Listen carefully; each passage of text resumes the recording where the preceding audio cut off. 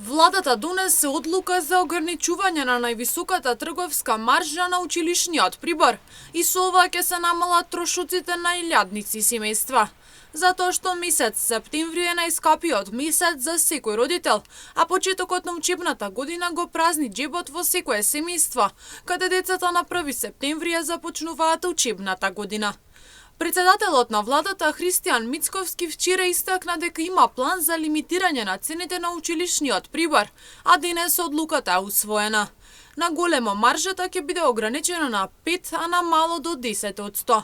Со ваквата одлука им се олеснуваат трошоците, но воедно се овозможува на сите родители да може да обезбедат училишен прибор, односно неопходен материјал за учење и пишување на своите дечиња на почетокот на учебната година.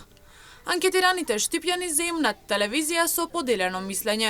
Едни сметаат дека ваквите одлуки од страна на владата се многу корисни, а други пак велат дека ваквата одлука требало да се реализира многу порано, затоа што родителите веќе ги подготвиле своите дечиња за на училиште.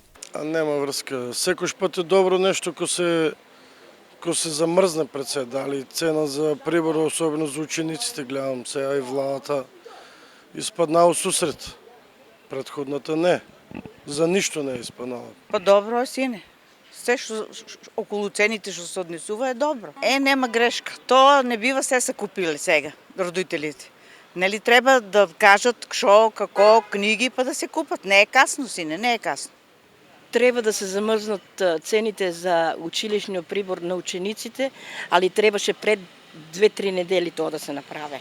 И друго, да ви кажам дека треба да се замрзнат и цените за прехранбените артикли што ние ги употребуваме. Така ли, Ленче? Да. Од кога се земаа луѓето прибори, они сега ги замрзнуваат. Тоа е политика. Инаку просечно за купување на 10 тетрадки по 30 денари родителите од својот буџет треба да ја одвојат околу 300 денари. Дополнително купување на училишен ранец, бојци, фломастери, блок, острелки, гуми и слично.